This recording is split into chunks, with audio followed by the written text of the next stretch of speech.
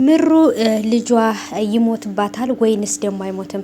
በተለይ ደግሞ በጣም አሟት ነበረ። ምክንያቱም ሆስፒታል አልሄድም እያለች ነበር። ነገሩ ቀላል መስሏታል፣ ግን ደግሞ ነገሩ ከባድ ነው። እዚህ ጋር ለምን ልጅቷ መጣች? ምን ልትሰራ ነው ጽዮን ወደዛ ቤት የሄደችው? ጽዮን ማለት ራሷ ናሆምን የራሷ ለማድረግ የምትፈልግ በተለይ በናሆም እናት ግፍፊነት ለልጅ የምትሆኙ አንቺ ነሽ፣ የምትመጥኙ አንቺ ነሽ እያለ ልጅቷን ጽዮንን ወደማይገባ መስመር እየወሰደቻት ነው።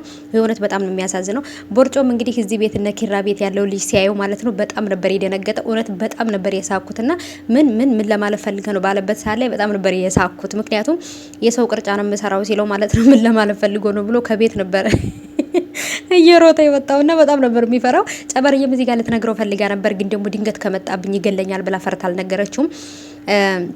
ምሩዬም ደግሞ ከዚህ ቤት ውጪ ምንም ነገር አትሰሪም፣ እዚህ ቤት መተሽ ምን ታረጊያለሽ እያለች ጽዮንን ስታናገራት፣ ጽዮንም ደግሞ የመጣችው እዚህ ጋር ስትመካበት የነበረው ልጇን ልታስወርድባት ወይንም ደግሞ ገፍትራ ጥላት ነበረ።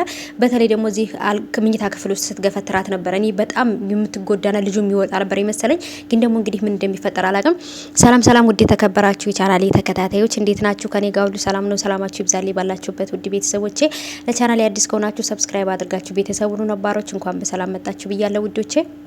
ተወዳጁ የጽናት ድራማ እንግዲህ በተለመደው ሰዓት ተለቋል።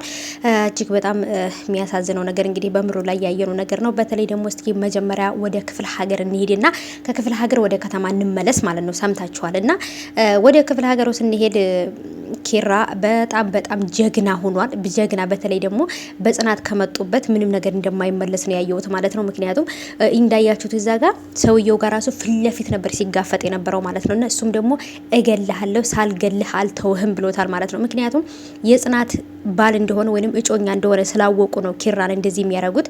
በሽምግልና ራሱ ተይዞ ነገሮች በፍቅር በሽምግልና ይፈታ ቢባል እንኳን ራሱ በጭራሽ በሽምግልና አይፈታም ወይንም በሽምግልና እና ምንም ብለው እንግዲህ ተነስቶ ወጥቶ እንደሄደ ነው እንግዲህ የጽናት አባት የተናገረው። ትንሽ ከባድ ነው ነገሩ በነገራችን ላይ። ምክንያቱም ነገሮች በኪራ ላይ ትንሽ ከባድ ይሆናሉ። ቅዱሴ ወደ ስራው ወይንም ወደ ከተማ ወደ አዲስ አበባ ተመልሷል። ኪራና ጽናት ብቻ ናቸው እንግዲህ እዛ ገጠር ውስጥ የቀሩት ማለት ነው። በእርግጥም ደግሞ የጽናት አብሮ አደግ ጓደኛዋ ስላለ ማለት ነው ምንም ችግር የለውም። ምክንያቱም እሱ ራሱ ከብዙ ነገሮችን ይጠብቃታል ብዬ አስባለሁ። በጣም ጎበዝና መከታ የሆነ ወንድም ነው ማለት ነው። እና አብሮ አደጓ ቢሆንም እንደ ወንድም ነው የምታየው ማለት ነውና እሱ አለ ብዬ አስባለሁ። ግን ደግሞ ቅዱሴ ነገሮችን ቀስ እያደረገ ሰዎችን የማሳመን ችሎታ አለው። ቢሆንም ግን ደግሞ እንዳያችሁት ማለት ነው ነገሮች ከባድ ናቸው። በተለይ ሰውየው በቃ ነገር ሸቶታል። ኪራንም ራሱ ወንድ ነኝ እንዴት እሸሻለሁ ብሎ ሲለው እገልሃለሁ ሳልገልህ አልተውህም ነው ያለው ማለት ነው። እና አስቡ እንግዲህ ሰው እንዴት ነው ነገር የሚጠማው? በነገር በቀስታና በመነጋገር ነገሮች መፍታት እየተቻለ ለምንድን ነው እንደዚህ የሚሆነው ሰውየው? የእውነት በጣም ነው ግራ የተጋባሁት እኔ።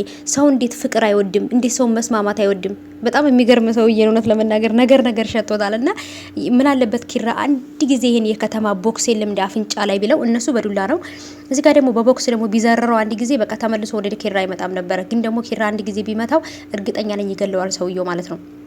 እንዴት ተደፈርኩኝ እንዴት እኔን ትመታኛለህ ብሎና እና ደግሞ እንግዲህ ወደ ከተማው ስንመለስ ውዶቼ ይሄ ልጅ እንግዲህ አሁንም እነ ኪራ ቤት ሌብነትም ከሆነ የሚፈልገው ነገር ከሆነ ለምንድን ነው ይዞ የማይወጣው? ምንድነው እነ ኪራ ቤት ያስቀመጠው? አሁን እኮ ጭራሽ የነ ኪራ ቤት እኮ ልክ የልጁ ቤት ነው የመሰለኝ እኔ። በቃ ልጁ የገዛ ቤቱ ነው የመሰለኝ። አንድ ቤት ተዘርግቶ ምናምን እግሩን ዘርግቶ ምናምን ጣውላ ላይ አድርጎ ይሄ ጠረጴዛ ላይ እግሩን አስቀምጦ ምናምን ሲጋራ የሚያጨሰው ቤት ውስጥ ማለት ነው። እና እንትን ቤት አረገው እኮ በቃ ይሄ መጠጥ ቤት አረገው ቤቱ ማለት ነው። እና ነገሮች በጣም ከባድ እየሆኑ ነው። በተለይ ጨበር ያለችበት ሁኔታ በጣም ከባድ ነው ውዶች። ለሰዎችም ደውላ መናገር የማትችልበት ሁኔታ ላይ ደረሰችው ማለት ነው። ግን ደግሞ ካልተናገረች ህይወቷ አደጋ ላይ ነው። ኪራም ቢሆን አደራ ብሎ ቤቱን የሄደው ለሷ ነው። ስለዚህ ካልተናገረች የሆነ ነገር ከጠፋ እሷ እንዳዘረፈቻቸው እሷን እንዳጠፋቸው ነው የሚታሰበው። ስለዚህ ጨበርዬ ለአንድ ሰው ደውላ መናገር አለባት፣ ወይ ለናሆም ወይ ደግሞ ለኪራ ወይም ደግሞ ለአንዳቸው ማለት ነው።